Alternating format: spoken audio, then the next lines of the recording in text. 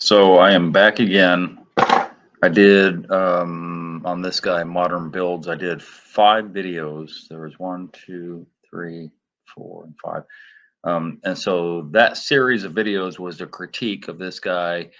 I feel like I need an intro to every video that I do about this guy because I want to make sure that people know that I'm not trashing him. I'm not disparaging him as far as him is concerned, as far as him as a person. I'm disparaging his work and the way that he decides to put videos out and in what order. Because he continued to make, if you go back to my channel, just go to my channel and you'll see the videos that I made because I put his little logo on every video so you'll know which ones I'm talking about.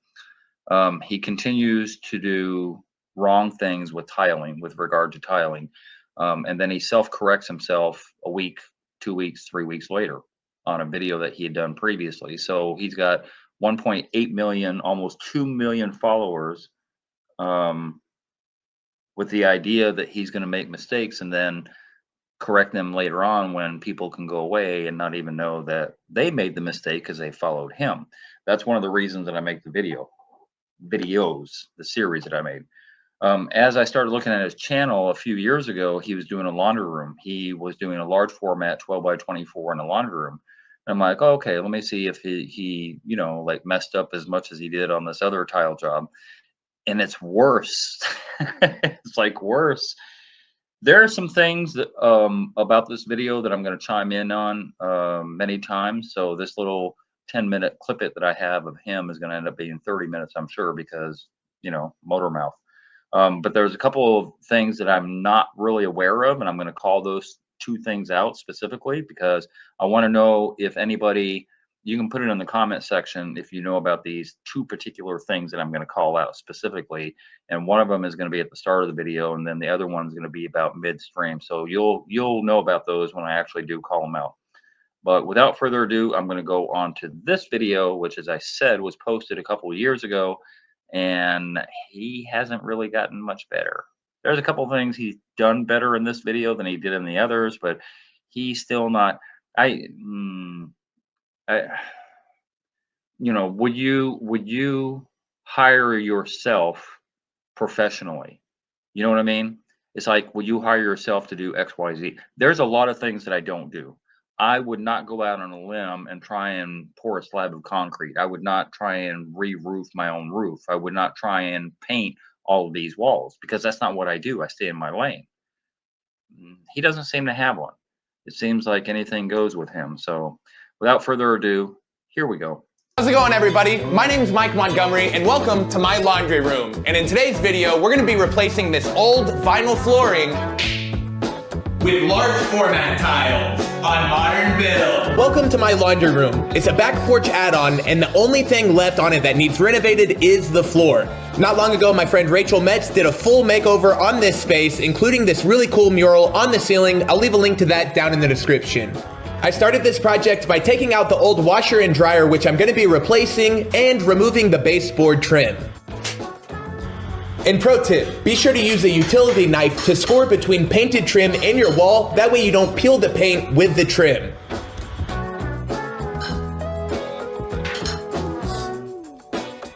And now I've got to make the decision on whether or not I want to peel up this vinyl flooring and scrape the old adhesive off of the concrete foundation before applying my cork underlayment. Now this vinyl floor is adhered really well, so I don't see any reason not to go ahead and make sure that these are cleaned up really well and then roll out and install my cork underlayment directly on top of this. All right, so this is one of the first parts that I wanted to talk about. So I misspoke on my last video when I said that he's putting cork underlayment as his underlayment under wood floor, and I was wrong. As he already mentioned, it's a concrete floor, concrete slab. And this is what I was talking about, a couple of things that I don't have a lot of knowledge on, and I did somewhat investigate cork underlayment. It's usually used for like noise transference. You don't want noise transference to go through certain areas, and that's what you would use because cork is a good insulator. Would I use it on top of vinyl that's glued to concrete and then put tile on it? No, I would not. I don't know enough about cork underlayment. That's why I said put it in the comments if you do.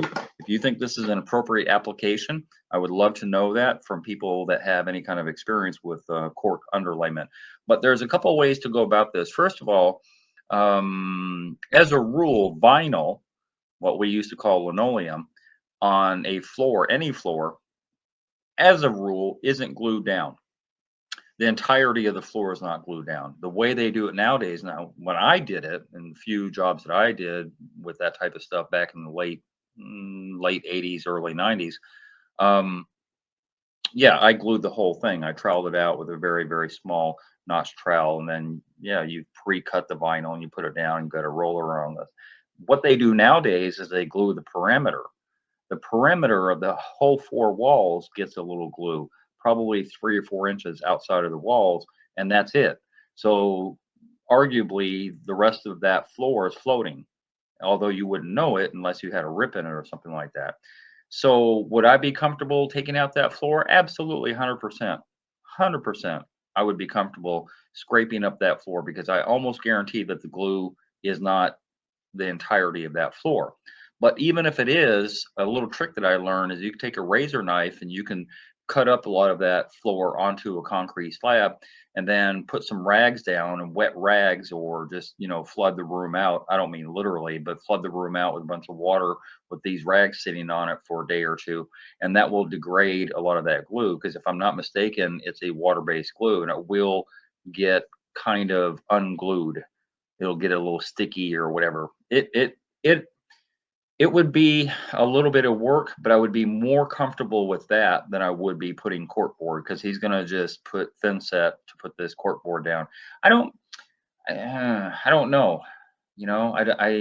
I don't have a strong opinion about what to do on here. I really, really don't.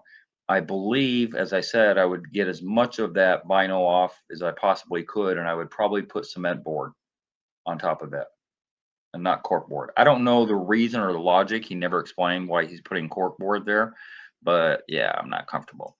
This will save a ton of time and energy, plus the vinyl floor can act as a waterproofing membrane. This cork cut really easily with a sharp blade in my utility knife. I just became familiar with this product. It's sustainable and it does a good job of insulating against sound. You can also pick this up in sheets, and you see me here cutting each piece in half so it was just a little more manageable.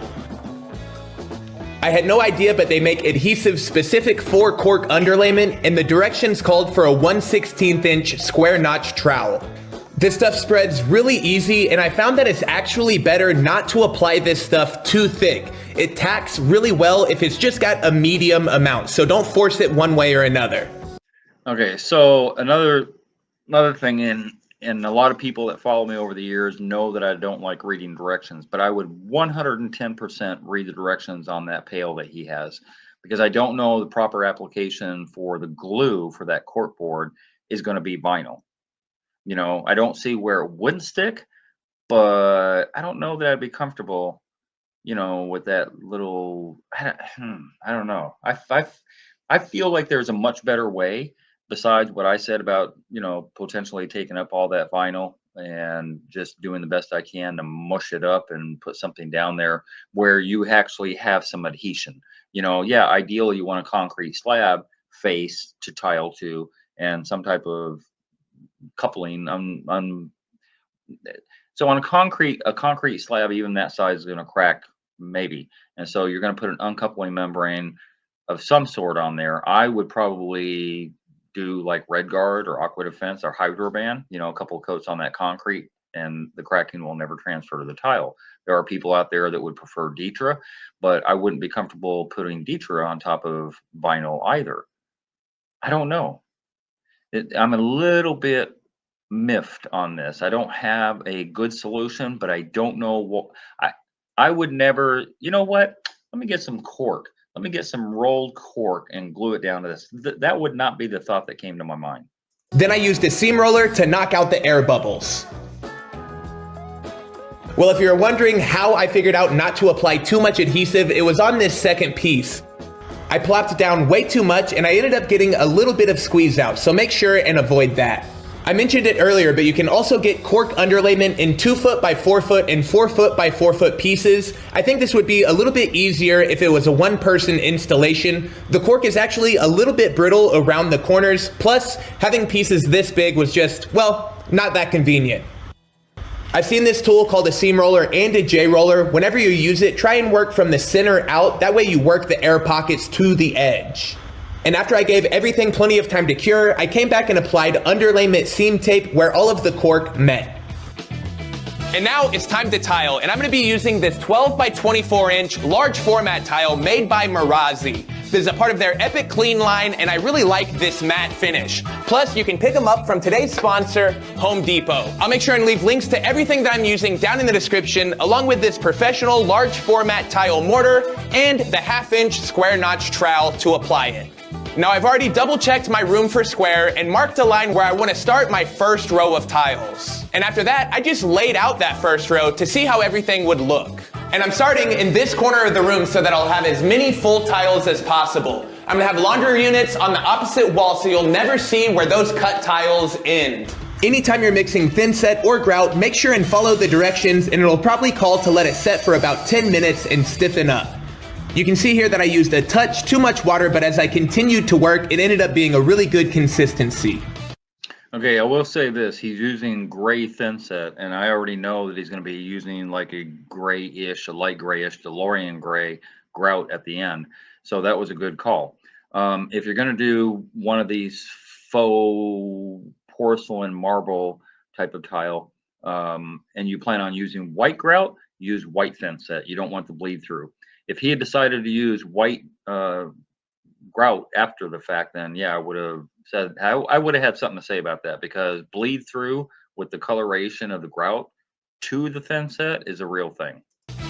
On each of these tiles, I'm going to be doing a technique called back buttering, which is applying a layer of the thin set to the back of the tile to maximize the adhesive contact between the floor and your tile. Okay, couple of things. Let me go back here for just a couple of seconds here. Okay, watch this. I'm going to be doing a technique called back buttering, which is applying a layer of the thin set to the back of the tile to maximize the adhesive contact. Okay, so back buttering should be a kind of a monolithic, if you could think of a 6-inch, taping knife or something like that that you could hold in your hand. Yes, the back of your trowel is going to have a flat edge on it. You can use that flat edge as well. I never got into that groove of using my trowel to back butter. So I have a separate 6 or 8-inch taping knife that I use to do my back butter. But you're not troweling it out, you see. So now he has 2 inconsistent trowel lines. If you look on the floor, the trowel lines are coming toward him, which is good. Because I know in the last video, he didn't do that with an extra large tile. He didn't do that. Those lines were the way that he has on his tile now that he did on the wall, which is elongated. And he shouldn't have done that. He should have done them like he did on the floor, crossed. But then he's also mixing these two.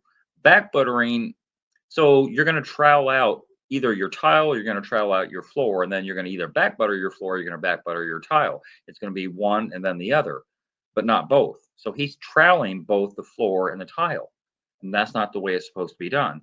And they're in different directions. Between the floor and your tiles. This is not 100% necessary, but considering my floors are not absolutely perfect and these tiles are really large, I want to make sure that I really get a strong bond without any air pockets. And even though it takes a... He said it's not 100% necessary to back butter, and that's a lie. It is 100% necessary to back butter. A little more time, it's definitely reassuring. In between each of the tiles, I used these wedge spacers and levelers, which I'll be talking more about later on. I hope not. Those are the same little cheesy Quep, I think they're Quep brand, little yellow wedges with the clips that are garbage. And again, this video was a couple years ago, but he continues to use them, and I don't know why. They're just garbage. But first, I need to talk about cutting holes in tiles. I picked up this diamond hole saw from Home Depot with this water resin. Okay, so here's something interesting. As I said, this video was done a couple of years ago. On my last video, he's showing how to cut a hole. Okay, so he has the hole cutter as he does on this drill, but he doesn't have this little, there's a plastic template, for lack of a better term, that comes with the hole cutter. So that blue template that he has actually has glue at the bottom of it, and I don't use the glue because I just hold it with my left hand. But you put it down there, and it has a little pad at the bottom. So now you can pour water into that hole, and now you have a continuous flow of water for your blade when you cut the hole. He didn't do that 2 years later on the most recent video. He just kind of winged it. And ostensibly, that's what a homeowner is going to do. And that other tile that he used on that last video is much, much bigger and much more expensive. So if he had screwed up because, your drill is going to bounce around and do things and it's going to mess up the tile. Plus, I think he actually started the drill on the front, which is the proper way on that video, which would have screwed up things more. On this video, he's starting from the back, which I don't know why you start from the back, because you're going to have a little blowout of the porcelain on the front that allows you to cut really cleanly through pretty much any tile. Now I did have an odd shape that I needed to cut, so I also used a diamond blade on my angle grinder, which worked really well. I used the blade to cut the majority of it, and then the bit to clean up all the edges. And aside from those holes in the last tile, the only cuts I need to make are straight cuts. So instead of renting a tile saw from Home Depot, I picked up a tile cutter. This is a really cool tool. Once you line your tile up where you want it to be cut, you just score a line using the scoring wheel and then snap your tile on that straight line. That's always so stressful, but it's super clean. This tile cutter is made by a company called Ruby, and I also got it from Home Depot. It costs 115 bucks and can cut up to a 26-inch tile. I installed this piece is the same as all the others. That's a good tile cutter, by the way. If you plan on getting a tile cutter like for a DIY project, that $115 for the Ruby is well spent. I really made sure to back butter these well because this is where the washer and dryer are gonna sit, so I wanna make sure these definitely don't crack. After my first row was complete, I could double check that that first line was straight, then I had a reference edge and I could move much quicker from there on out. If you apply thin set to the back of your tile, you're probably gonna get more squeeze out, but I definitely think a little extra cleanup is worth it in this situation. So if you haven't seen my house tour video, I'll leave a link down below. The reason I bring it up is because this laundry room used to be a back porch. It was closed in before I bought it. Now the concrete is pretty level, but it is not perfect. That's why I'm spending as much time back buttering as I am. I wanna make sure I get really good adhesion, like 90% on these tiles. And just for proof, I would call that good contact. This leveling system is pretty decent, but I did not buy the thing that makes it easier to slide these wedges in without messing up. And that has happened a couple of times. So what he did is he broke a clip. He pushed his wedge in so far that it broke the clip. And as I said, quip is kind of a cheesy, I don't have a use for it type of leveling system, because all those pieces, all those yellow wedges, and I still keep yellow wedges for other things, but not for the clips. I don't buy the clips.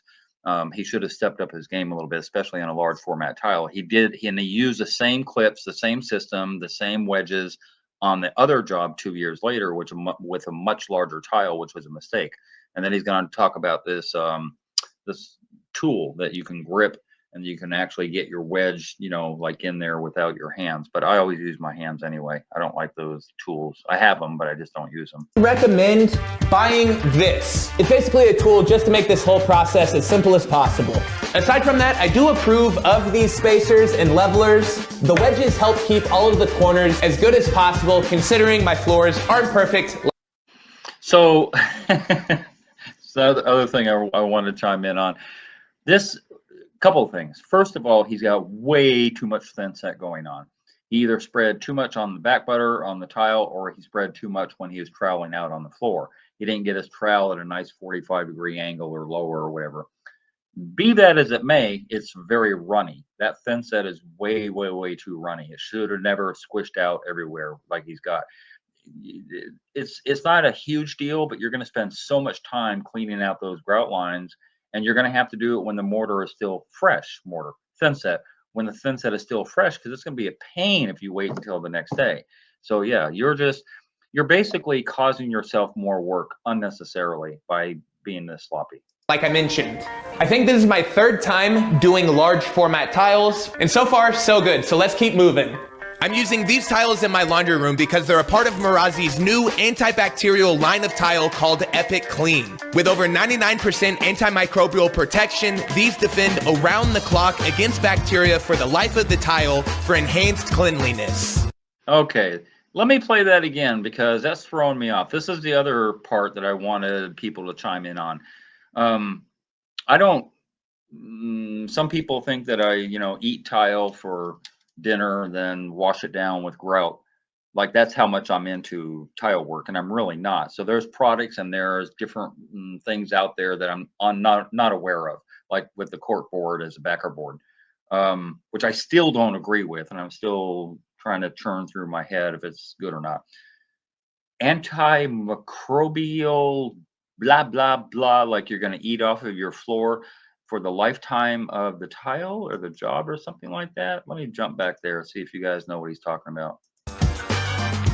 This plywood corner had construction adhesive attaching it to the wall, so I used a wooden because they're a part of Marazi's new antibacterial line of tile called Epic Clean. With over Epic Clean. For 99% antimicrobial protection, these defend around the clock against bacteria for the... They defend around the clock against bacteria. Your tile defend around the clock against bacteria. Wow. That really sounds like a selling feature and not a thing. If anybody knows about what he's talking about with those tile, put it in the comment section because I'm really curious to know. I'm sure other people are too. I don't understand why that would be a selling feature for tile that you're walking on, especially in a laundry room. I don't know. Maybe it's just me. Life of the tile for enhanced cleanliness. This plywood corner had construction adhesive attaching it to the wall, so I used a wooden spacer and a multi-tool bit to cut away a piece so that I could fit the tile underneath this plywood. Before installing them, I did a batch cut on my final row, and it was cool breaking these 24-inch long pieces. Ooh, that is so cool. I didn't want to work myself into a corner, so I started from each corner working towards the door. You may have noticed, but I kept a roll of paper towels with me, and I used that to clean up a lot of that thin set as I went before it dried. Sponges, please. And I was happy to see how perfect all of my grout lines were when I put that final tile in. That is a perfect fit. Let's go. And we're done. So now we're just gonna let this cure overnight, then I'll come back and knock all of these spacers and levelers loose. Okay, let me say this also. And I noticed that he set what I would consider the first tile last. You have to do some mad measuring to make sure that happens because you're never going to have grout lines that are going to be exactly. So he started from the side of the room or the back of the room and managed to come out the door with his last tile. And I don't know how much spacing he has before the threshold, but that is being brave. I would start with full tile at the very front entrance of any door. I don't care if it's laundry room or it's a bedroom door or whatever, but whatever tile I have is going to be full tile at the front. Then as I go backward, it doesn't really matter what the cuts are. It doesn't matter because nobody's going to see back in the room anyway. They're going to stack stuff and all that stuff. So he must have measured out very, very good to get that result. A wet sponge does a great job of cleaning up any of the thin set left over on the face of the tiles, and you can use what's called a grout saw that has this diamond edge on it to clean up any of the mortar in the grout lines. One of the benefits of large format tiles is you don't have a ton of grout lines, but if you do, you can always pick up a multi-tool attachment that can whiz through this. So the multi-tool attachment that he's talking about, yeah, that would be for if you were regrouting or something like that. He bought that specifically because he knew he had a lot of squeeze through of excess thin set because he made it so runny that, yeah, it was going to be a mess to clean up the next day. So kudos to him for cleaning it up before he left for the day because that would have been a real pain to have to scrape all that out. My grout lines are an 1/8 inch wide, so I'm using sanded grout. This is standard or typical stuff, and the color I'm using is called DeLorean Gray. Right, which is what I said before. So DeLorean Gray would be a good match for that tile, and I've used that tile on a number of occasions. But I haven't touched a bag of sanded grout. Ooh, in what, 7 years, 8 years maybe? Ever since I got introduced to Prism, I have no use for sanded or unsanded grout. I've never touched either one of them ever since, because Prism grout covers the whole spectrum of grout sizes, grout line sizes. So why he used this bag of sanded grout, I don't know. No harm, no foul in it, but we've kind of gone beyond a little bit. There's other Mapei and other grouts out there that are much better. That grout is going to have to be sealed, whereas with Prism, it already has a sealer embedded into it. And typically you would use what's called a grout float to spread your grout out, push it into the cracks, and then Yes. squeegee your tiles Yes. clean. But Yes. today I'm excited because I'm No. using what's called a grout bag, No. which is essentially a cake decorating tool for concrete. So I have seen these. I've seen these at Home Depot in the past. They may still sell them. I haven't seen one lately, but then again, my eyes never really gravitate to something like that. Like, you're gonna cake batter, you're gonna squeeze icing into every line. What he said first with the grout float and all that stuff, and then spreading it around and doing what he said first. Yes, yes, yes. Why he's transitioning to this archaic method, very archaic. I have no idea. Watch the fun. To squeeze the grout into the cracks of these large format tiles without making so much of a mess. What? In principle, I really liked the idea of using this tool, but I think I mixed my grout a little bit too thick because my forearms really started to get tired just after a few minutes. You think? All right, cut the music. I'm not a huge fan of the grout bag. I feel like I could move quicker doing what I'm used to, which is just pulling the grout out of the bucket using the float. Let's give it a try. As I used the grout float to work everything into the cracks, I found that I really ended up making a mess anyways, so pulling the grout from the bucket and applying it the traditional way didn't end up wasting too much time or making much more of a mess. Once you've got all of your grout applied, you want to come back with 2 buckets of water and some sponges to clean everything up. It's best to work in circular motions and always rinse that dirty sponge into the same bucket and pull clean water to clean with. Yes and no. Always have clean water, but never grout in circular motion. There's a lot of videos on YouTube if you want to know how to properly grout, especially on these large format tiles. You work your way at an angle sideways from the tile, one way. You flip the sponge and then you get the next one. You flip the sponge and then you get the next one. Well, for that large of a tile, you'd only flip it twice, and then you wring out the sponge and then you get 2 more swipes. But you're bringing it at 45-degree angle along the face of the tile down to the end, the next grout line. Flip it over, do the same thing. Rinse, repeat. Why he would ever say do it in a circular motion, I have no idea. And just like before, I kept some paper towels with me and that helped. Finally, once things are cured, you can come back with a cheesecloth to remove any haze if you've got some left over. Cheesecloth, I've never bought. Have I ever bought cheesecloth? I don't think I ever have. He talked about that on the other video that I talked about. And the cheesecloth thing, I don't know if it's overselling a product that is not really needed. I've always had access to old t-shirts that I usually have a couple in my truck. And if I actually need to get the haze off at the end, which you shouldn't have a lot of haze to begin with because you're doing such a good job grouting and doing the sponging that I was talking about. So the little tiny haze that you might have left over comes off very easily with a t-shirt. Cheesecloth, 6 of one, half a dozen the other. If somebody bought me some, I'd probably use them, but I would never go out and buy them because I think they're going to do something that a t-shirt won't. And your installation is done. So there you have it. Even though this installation is... Now, take a close look. Let me go from the back wall on the right side there, that row of tile. Go to the next tile coming toward me, toward this direction. Sorry, this direction.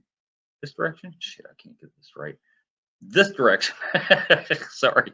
So that first row tile to your far right, go to the second row and look at the pattern repeat itself. I think there's either 2 or 3 definitive tile that have repeated itself. There's patterns in this tile. So if he needed, say, 50 tile to complete this room, you're going to go out and you buy like 75 or 80 tile because you're going to have a repetitive pattern on at least 4, 5, 6 different tile where those tile are exactly printed the same exact way. And that's one of the problems that he's running into here. I think even those first two, you're trying to, the problem is you're trying to match the veins the best you can. And you're not going to match the veins. First of all, that he did it in a straight pattern. He didn't stagger. I don't think it looks as good right now in a straight pattern. I think it would have been much better at 50% offset. That's just my opinion. And you would have had more ability to, hit lines and match up your veins and all that stuff, which you're going to be hard pressed to do with repeating pattern. Isn't 100% perfect. I am really excited with how it came out, and I think it takes this laundry room. He's doing an okay job here lining up the veins and all that stuff, but if he pans back, you'll see it more. To the next level. I think there we go. Okay. And I think the middle row is exactly what I'm talking about, especially if you go center toward the door and then closest to you, that first 2 tile are exactly the same pattern. And I think the ones to the back door, either the back door, no, to the right corner, I think there are 2 tile that are exactly alike also.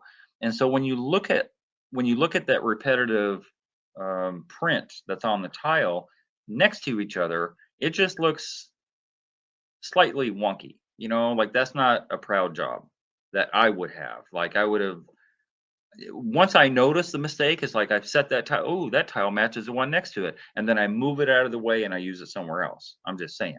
this tile by Marazzi looks amazing, and I also did a custom backsplash, and I'll be sure to leave a link to that video. That guy's got no color. Guy's got no color. Just like the last job he did, where he's matching floor tile to wall tile. Did a custom backsplash. That gray, how does that gray match that tan? I don't get it. I don't know if he's colorblind or who's picking out these material for him. I don't think this is a flip house. I believe he said this was his laundry room, but that gray and tan. And I'm not a designer, but that's just something that I would never contemplate. Because eventually that's not your death house. You're going to have to sell it to somebody else, and they're going to, oh, what was he thinking? Flash, and I'll be sure to leave a link to that video below. Anyway, that's the end of the video. Let me pop back up on here. So again, I'm not disparaging him, his character, who he is. I don't know enough about him to have an opinion. I didn't watch enough videos. I watched the tile ones, the 5 that I already posted, and this one. And I think I watched a couple other videos where he kind of half-assed did some work and then had to remediate that work because he didn't do it right or whatever. So I don't know enough about him to really get down on him, but I know enough about my work, and I know enough about doing what he's done already. Done it hundreds and hundreds of times through the last 24, 25 years. Which is why I can speak to a lot of these flubs that he's making. But again, YouTube, I've been on for 14 years, and YouTube was only around for the last 17 years. So 20 years ago, 22 years ago, I didn't have YouTube to go to. So did I make mistakes? Did I, screw things up and not put underlayment the way it went? Yeah, probably, because I didn't have YouTube University. I didn't have all these other people out there smarter than me to rely on for information. He does. He's a YouTuber. And he can easily click onto other people's videos and see how it's done correctly and go forward. Making videos, content that's good, where people aren't making mistakes because you made the mistake and they're replicating the mistakes that you made. That's the biggest problem that I have with him. So not as a person, but just his methods and his content, his methods and his content, which go hand in hand to each other because he's putting out bad methods as his content. So there's that. So that will be the final video, unless he pops up on my feed again doing another tile job. I hope not. That's the last video. The other 4 videos, go back on my channel. You're going to see his little logo, whatever that logo is. Let me put him back up here real quick. I can't remember what his logo is. I can go backwards in time. Let me go backwards. Oh, I forget who he is now. Michael McKenzie, I think. Montgomery, and welcome to my laundry room. And in today's video, we're gonna be replacing this old... How's it going, everybody? My name's Mike Montgomery, and welcome to my laundry room. And in today's video, we're gonna be replacing this old vinyl flooring with large format tiles on modern builds. On modern builds. There you go. So if you want to go to his channel, by all means. If you want to see all his videos and go through and kind of figure this guy out for yourself, then by all means. I'm not feeling him at all for any kind of advice, and I would be suspect if he put out some videos that, ooh, you know, I want to try something like that, and go to his channel to find out information. No. Me as a novice, and all the things that I said when I prefaced this video, I won't do my roof, I won't do the painting of my walls, there's a lot of things I won't do. But if I did contemplate doing one of those things, and I saw that this guy had put out a video on how to do it, I would bypass that and go to somebody else's, because I just don't trust his information. And I don't know how it is that he has nearly 2 million subscribers. It blows my mind. And then, you know, the animated, you know, I don't know. It trips me out. It trips me out a lot of ways. Like, I don't want to be yelled to on a video. I don't want to be made to feel stupid on a video. And I don't know. That's my opinion. And you may have a different one, because everybody usually does. But yeah, just thought you might want to know. So if you're getting ready to do any type of project at all, please don't go to his channel to find out. Please. I sound like James Brown now. Please. Hey, if you enjoyed that video and you learned something, consider being a Patreon member. $5, $10, $15 a month would help me greatly produce more videos. I make nothing from YouTube at all. If you're gonna call me for advice, please donate $50 for 30 minutes. My link to my PayPal and my Patreon account is down below. And if you haven't already, hit the subscribe button and hit the bell so you get immediate notifications as soon as I post videos. And thank you very much for your support.